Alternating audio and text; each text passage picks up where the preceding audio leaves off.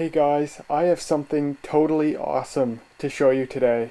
This is a little something that I bought myself for Christmas on eBay. This is an Ash Flash Discoverer 2 portable fluorescent lantern. I don't know exactly when this was made, but my research strongly points to 1969. This is pretty darn old.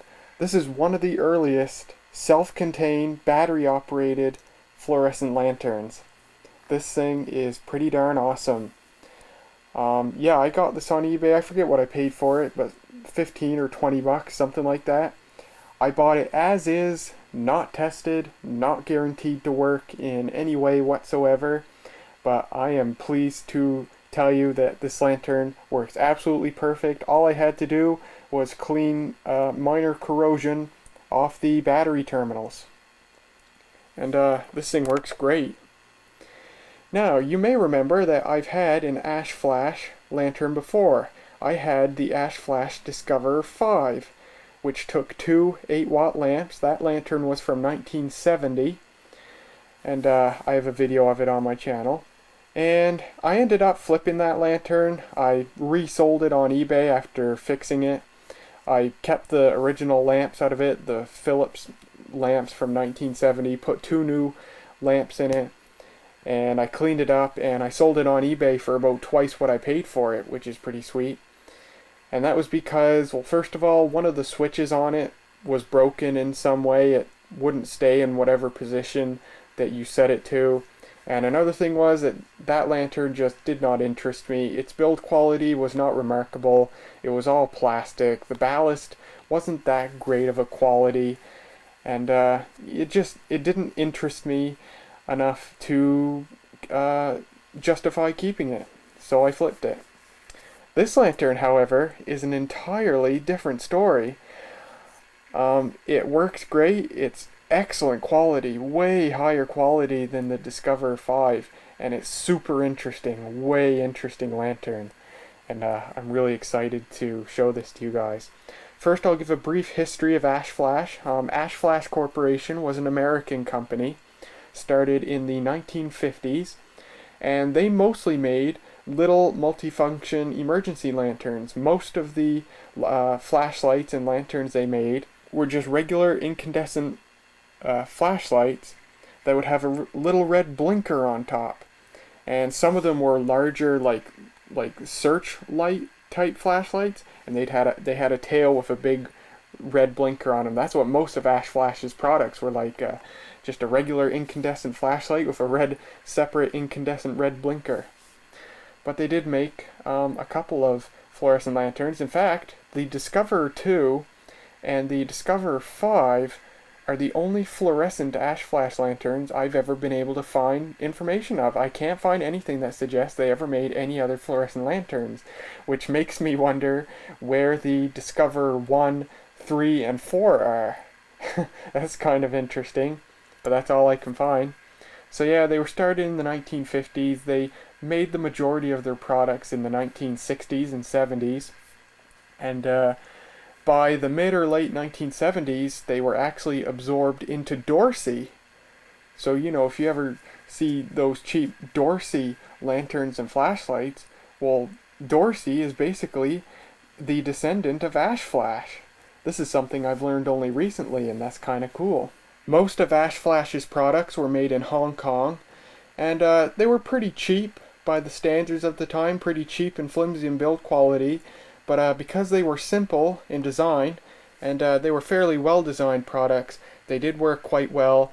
And today you can go on eBay, and there are tons of Ash Flash flashlights and lanterns on eBay.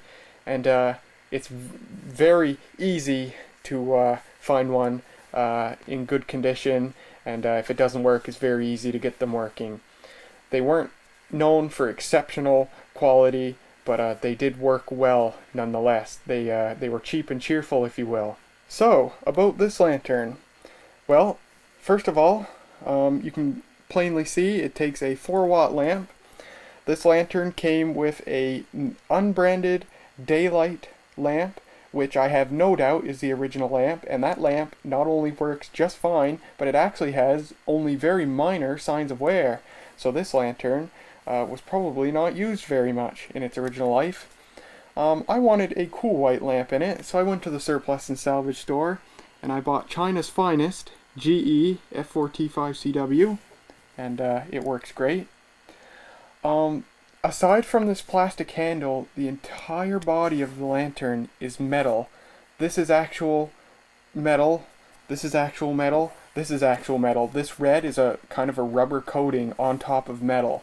The entire body of the lantern is metal, and the reflector here behind the lamp, that's metal, and the internal structure inside is also metal. This is an entirely metal lantern. It's so nice, and it's super heavy, even without batteries. Speaking of batteries, this thing uses a monstrous power source, 9 D batteries, a ton of batteries, really huge batteries. I have batteries in it right now. This thing is so heavy. You can see how it bounces off my bed there. And I weighed this thing with batteries. This weighs almost 5 pounds. That is absolutely remarkable. This thing is so heavy. It's built exceptionally well. It feels so nice. And this is a really solid feeling and solid looking lantern. Very solid build quality. I really love it. A very far cry from the very light, all plastic, and very cheap feeling Discoverer 5. The lens here protecting the lamp, it's plastic, quite thin plastic, but I'll forgive that. It's not discolored in any way. It's a bit scratched up. The whole lantern's quite scratched up. And these shiny metal parts, I don't know if this is chrome or what, but they had quite the corrosion on them. They were not shiny like they are now. I took some steel wool. Oh, look at that. That's how shiny this is, with the TRV 66 seen plainly in the reflection there. I took steel wool and cleaned it all up, and it cleaned up beautifully. Very nice looking lantern. Very shiny metal. And this red rubber, it has some spots of what might be paint, I'm not sure. And it's got some digs and scratches on it. But otherwise, this thing cleaned up really nice. One thing that hasn't aged well on this lantern is this rubber switch. The rubber has gone all dry and cracked all the pieces. And if you look over here, it's starting to peel apart. It's not in very good shape at all, but that's what happens with 45-year-old rubber. I would say the fact that it's still in one piece at all is pretty impressive. But the switch in there, even if the rubber completely disintegrates and it falls off or whatever, that switch in there will work just fine, no problem. It won't be hard to press or anything, so I'm not worried about it. So, I've been on the hunt for one of these for a long time because as far as I could tell, this lantern uses a preheat ballast. And that's why I've been on the hunt for one of these.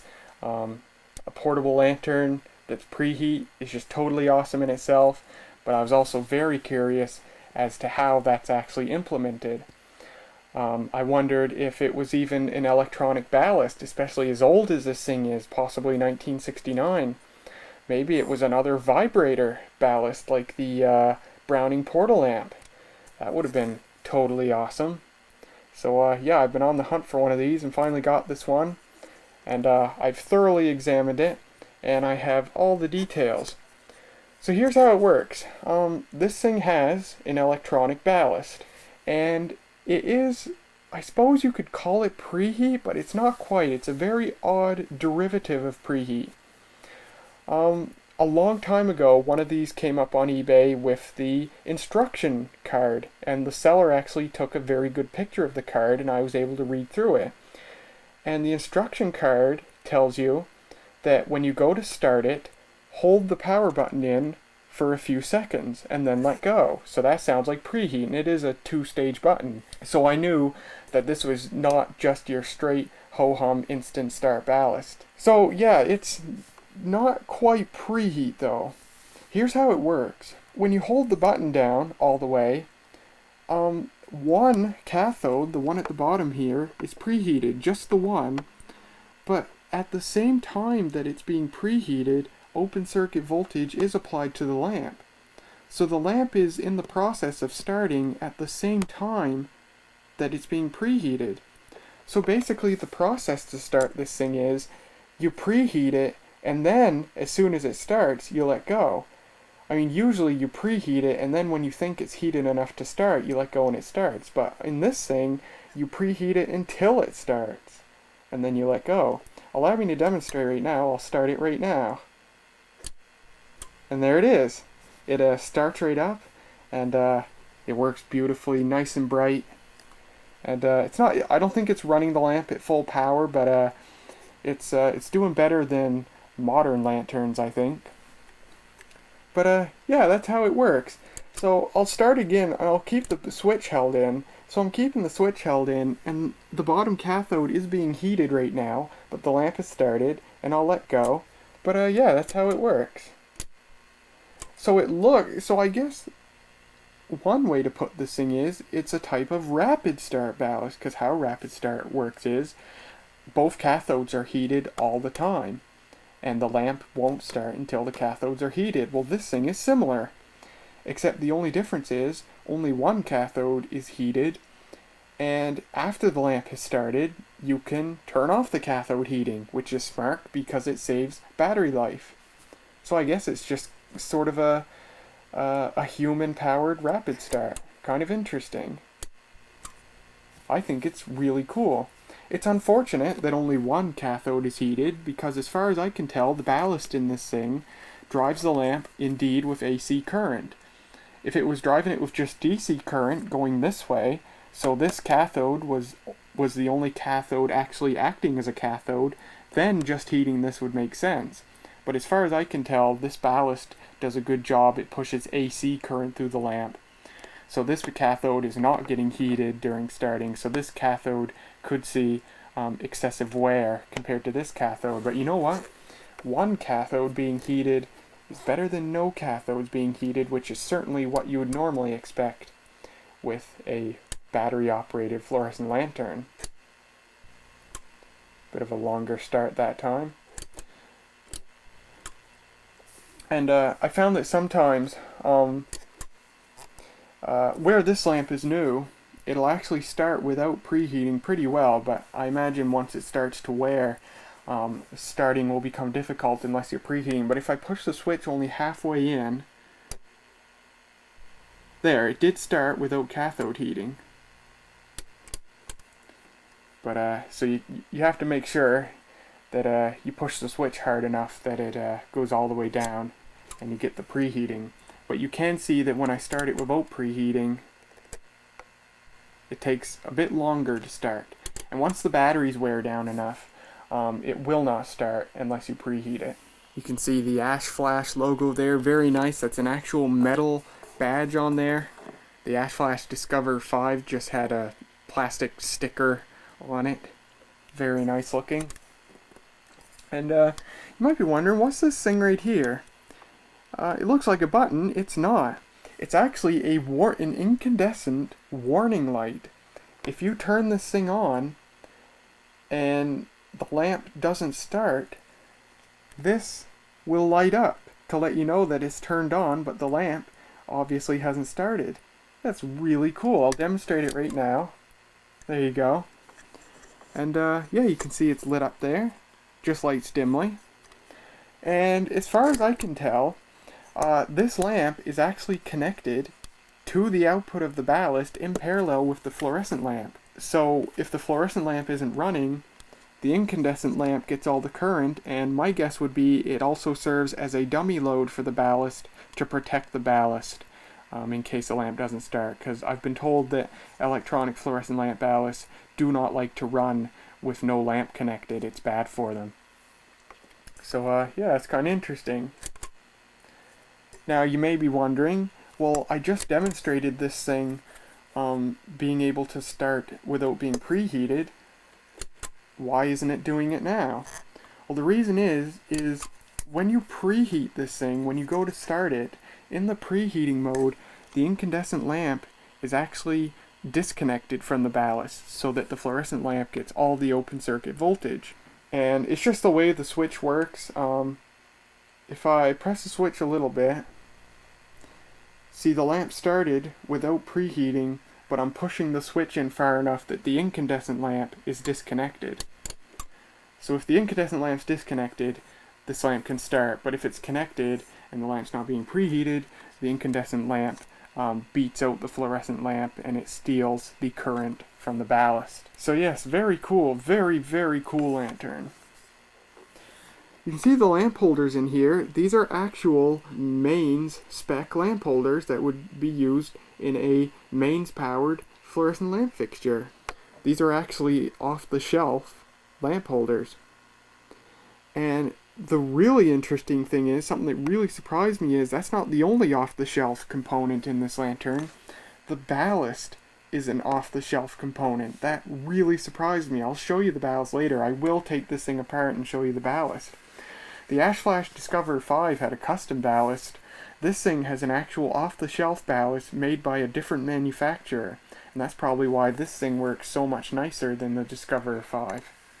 Very interesting. If we look on the bottom here, it's got a thing, ISO, I don't know if that means anything. And if you look here, a quality product made in Japan. This was actually made in Japan, not in Hong Kong like most of Ash Flash's other products. That again surprised me, very nice. Now of course, back at the time this was made, Japan was not the manufacturing powerhouse that we know it to be today. As a matter of fact, back in the 60s and 70s, Japan was thought of kind of like China is today. They were known for turning out rather cheap products. But, you know, this lantern really made the grade. It's not terribly cheap at all. Made in Japan, though, that's really cool nonetheless. I like to see made in Japan more than made in Hong Kong. I think Hong Kong back in the day made worse stuff than Japan did. So, there is a flathead screw right there.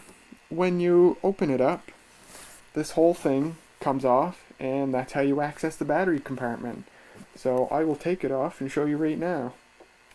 Here's the battery compartment door removed from the lantern. And there's still a little bit of corrosion in here. I cleaned most of it out with steel wool. There was some corrosion on these battery terminals. And steel wool cleaned everything up pretty nicely. I asked the seller originally if the battery compartment was free of corrosion, and he said yes. That was a big fat lie. But oh well, it turned out good in the end anyway.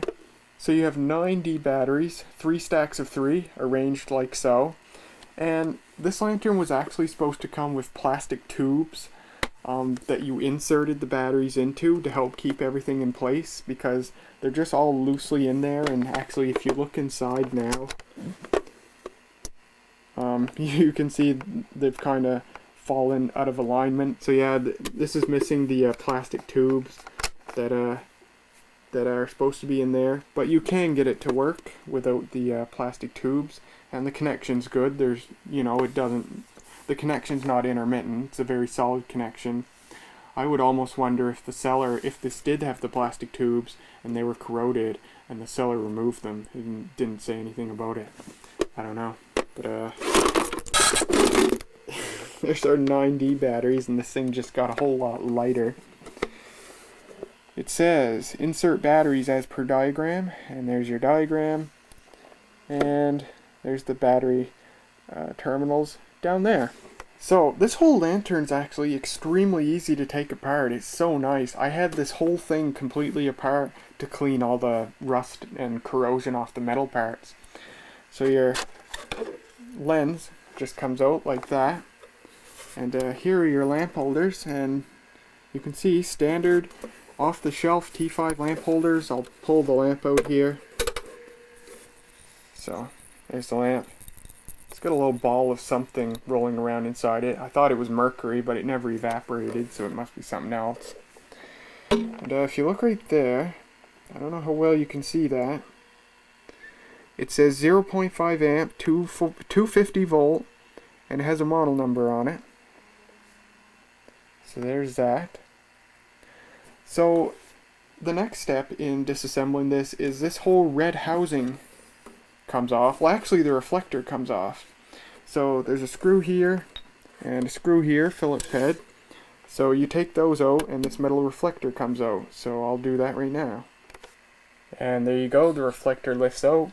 And now that I've taken it out, I've gotten fingerprints on it again, so I gotta wipe it down because I want to keep that shiny. And here it is, and you can plainly see the back end of the ballast with all the traces. Now take a look at this. NEC. No kidding, NEC. This ballast was made by NEC. And it's even got a model number on it. BF601. And it says 12 volts, 400 milliamps. Very interesting. By the way, I don't think I mentioned anything about battery life. I don't know what the battery life on this is, but I can tell you how much current it draws because I've measured. With fresh batteries, normal running current is about 550 milliamps. And when you're preheating, the current's about 700 milliamps. And if the lamp has not started and the emergency light is on, current is about 200 milliamps. The average alkaline D battery has something like 20,000 milliamp hours of capacity. So if we say 500 milliamps into 20 amp hours, that'd possibly be 40 hours of runtime you could get on a set of alkaline batteries in this thing. Pretty impressive. And this thing works really well with low batteries too. This is able to start some lamps down to a loaded voltage of 0.8 volts per battery. Very nice. That's on par with the Rayovac Magnum, another lantern which works great on low batteries. Very good. A far cry from modern lanterns today, like those GE closet lights you can get to Walmart that run off like 8 AA batteries. The batteries only get down to like 1.1 volts and the lamp won't start anymore. This is much better. So yeah, NEC ballast, very intriguing, and you can see part of the transformer there. And these lamp holders lift off because they're held on by the reflector. And you can see this lamp holder has 2 wires coming out of it because it's the one that preheats. This one has just 1 wire coming out of it. And you can see the warning lamp right there and the switch right there. The switch has 5 connections on it, and the wires run every which way. Like there's a wire to the emergency lamp and 2 wires to the ballast. I don't know how it's wired up. I cannot figure out how that switch works. And I've tried measuring with my multimeter, seeing which contacts get connected together when the switch is turned on, and I can't figure that out because the other components on the board influence the reading of the multimeter. And yeah, I can't figure out how that switch wires up. What I'd like to do, if I can figure out how the switch wires up, is something cool I noticed just fooling around with this thing when I first got it working, was that if I connected the lamp in a traditional preheat configuration, so I just have it connected to, I just have the fluorescent lamp connected to that wire, and then I preheat it the normal way. So if this pin and this pin are connected to power, the output of the ballast, if I just preheat it normally by connecting a wire between the other pin and the other pin on this side, it actually works great. Both cathodes get plenty hot, and yeah, that ballast does a great job working in a normal preheat configuration, pushes lots of current through the cathodes to heat them.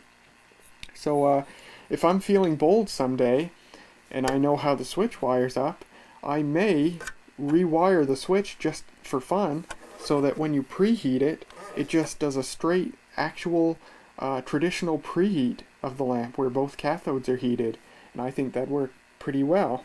So maybe someday. So, the next step to disassemble this thing is to remove this red body, and to do that, oops, there's a screw here, screw on the back, and a screw on this side, so I'll take those out and we'll come back. And once the screws are out, there you go. There's what's left of the lantern. Here's the body. You can see actual metal. The entire lantern's made of metal. That's so awesome. Even the inside part here, look, this sled that the ballast is screwed to, that's all metal. So yeah, this is what you get left.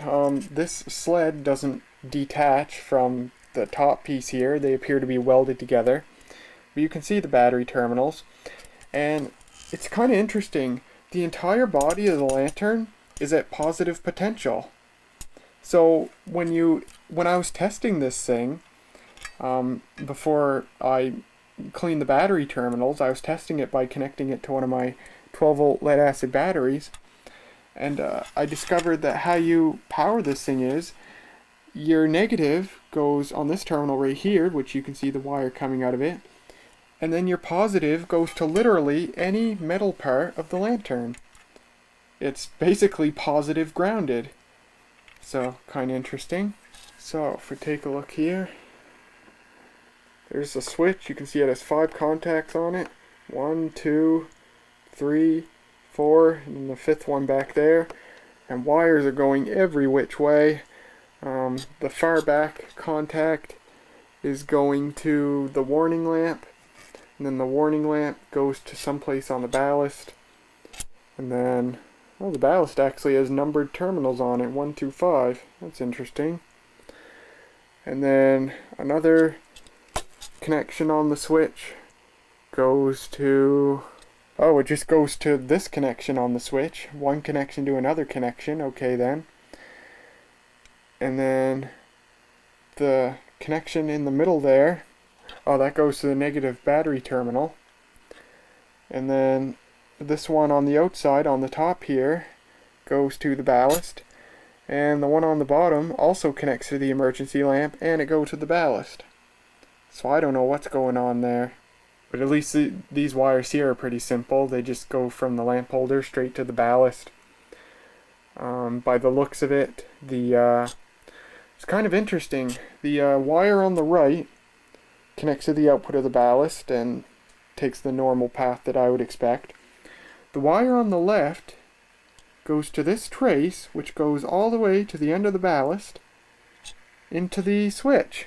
So maybe the switch, when you hold it into preheat, it just routes. Maybe one of these taps on the transformer is an alternate preheating tap, and it just connects that preheating tap straight to, yeah, I really don't know. It's really confusing. I've posted pictures of the ballast on Lighting Gallery. I'm hoping one of our resident circuit tracers will find the time to draw a schematic of it, because I'd like to find out what's going on here. I don't have the knowledge or experience to, or the time and patience to figure it out myself. What I will do for you guys finally is, the ballast is screwed in by 3 screws. I will unscrew the ballast and I'll show you the other side where all the components are. Okay, screws are out and the ballast just, oh yes, the transformer, see this metal brace here is connected to the sled and the transformer's wedged in there, so I gotta wiggle it out carefully. There you go, there's the other side of the ballast. Look at that transistor! Isn't that cool? It's a, oh, what's that package called? I think a TO66 package transistor? One of the old-fashioned round types. How cool is that? And it's also NEC. It's an NEC transistor, a 2SD142. And I looked it up, and this transistor is not made anymore. However, there are new old stock units on eBay, and someone on Lighting Gallery did give a list of transistors that can be used in place of this. Although they use different package types, so I'd have to do some slight rewiring to wire the transistor in there. It wouldn't be a drop-in replacement, but it would work once you got it wired in there, so that's good. But yeah, really cool transistor. Get a couple of resistors. Let me turn the, I think you guys will benefit with having the light on. So you've got a ceramic disc capacitor right here.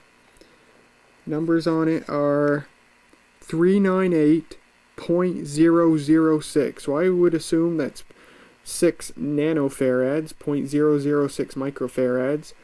398 probably has the voltage rating information somewhere in there. 2 resistors. 3 resistors is the third one right there.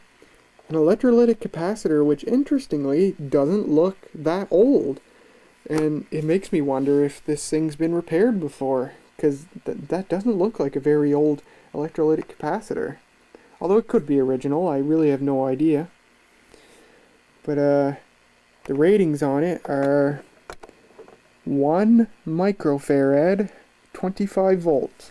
Another ceramic disc capacitor with the same numbers on it, 6 nanofarads.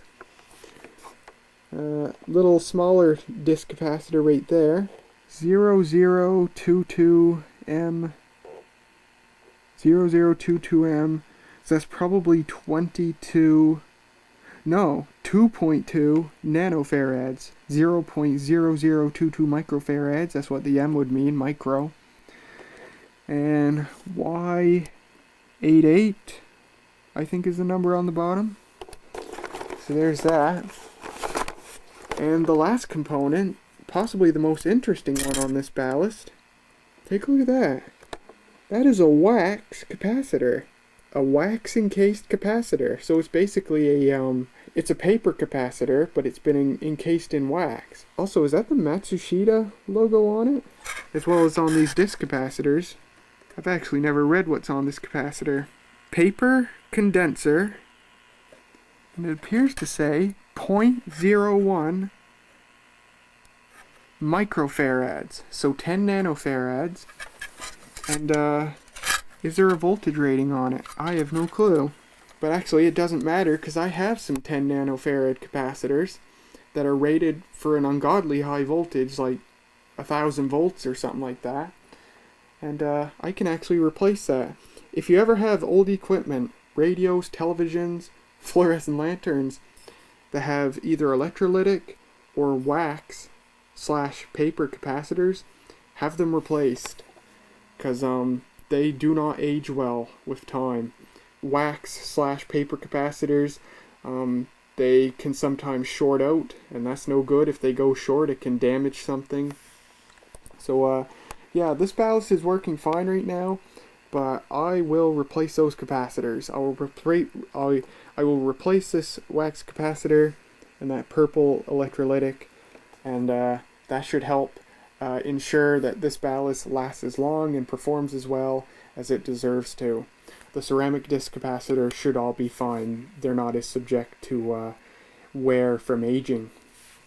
But yeah, I thought that was kind of interesting. A wax capacitor. And 10 nanofarads. I already have capacitors that'll slip right in there and replace it. Modern film capacitors. And they should work excellent. Very good. So there is a look at the ballast. And its very cool transistor. So what I'm going to do now is I'm going to put the lantern all back together, and then we will wrap this up. Here's the incandescent warning lamp. I was hoping I'd find a voltage rating on it, because I have no idea if this is a 12 volt lamp, or maybe it's rated for a high voltage since it's connected to the ballast output. I don't know. But and I'll probably never know, because it'll probably never burn out, because it only runs really dim, and it only comes on during special occasions anyway. But here's a look at it nonetheless. I have a feeling that it is a high voltage lamp, like 120 or 240 volt, because it's got a pretty long filament on it. I could be wrong, but it's worth considering. Alright, we're all put back together, and here's the original lamp that came in it.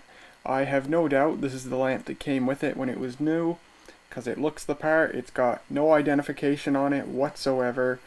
It is daylight in color and it works just fine. I also tested it in my magnetic rapid start strip light and it worked just fine in that, so both cathodes are intact. And yeah, it works just fine. Only shows very minor sign of wear. You see a little dark blemish right there. That might have actually been caused by when I tested this lamp in this lantern. Something interesting I've found with this lantern is when batteries, like if I start it right now and I preheat it, you can see there's no preheating, there's preheating. You can only see a very slight difference. The cathode, you know, that end of the lamp gets slightly brighter. But I found during my initial tests of this thing that when the batteries are really good, like practically new, the preheat current is so high, there's so much current that goes through that cathode, that if you're not careful, and you continue preheating after the lamp has started, it'll actually strike an arc across the cathode, and it pushes so much current through the cathode that it actually overheats it and damages it. And that's what actually happened to this lamp. When I initially tested this lantern, I had it hooked up to a freshly charged 12-volt lead acid battery that read about 12.8 volts, and the current was just so high that I wasn't careful, and an arc struck across the cathode, and it glowed bright purple, and it caused that black mark to appear right there. So you actually have to be careful with this thing, especially when you have good batteries in it. Batteries I have in it right now are actually pretty low. I think the collective voltage loaded is only like 10 volts or something like that. So that's why I can safely preheat it after it's started, because the cathode current isn't very high. But yeah, I thought that was kind of interesting. When you search on Google Books, you can find a couple of advertisements for this thing, as well as a couple of advertisements for the Discover 5. This comes from Field and Stream magazine, October 1969. An advertisement for it here it is, and it says, "Light up your campsite with a trim, slim, fluorescent portable lantern. Discover 2 lights up a lot of indoor or outdoor space with a slender fluorescent tube and reflector combination. Uses 9 D-cell batteries. At stores for under $20. Ash Flash Corporation," blah blah blah, and it gives the address. $20 in 1969 is about $130 today. So not terribly cheap. The other advertisement, Google Books only shows a tiny portion of it. It just says Discover 2 fluorescent lantern operates on D cells, and the address to write to Ash Flash if you want more information. Well, there you go, guys. That is about all there is to show of the Ash Flash Discover 2 fluorescent lantern from possibly 1969.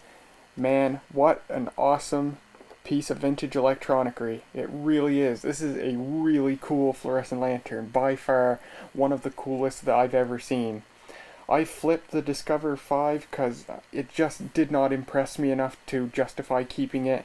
It wasn't particularly interesting, it didn't work exceptionally well, and it was really flimsy and cheap build quality. This thing is the opposite of all those things.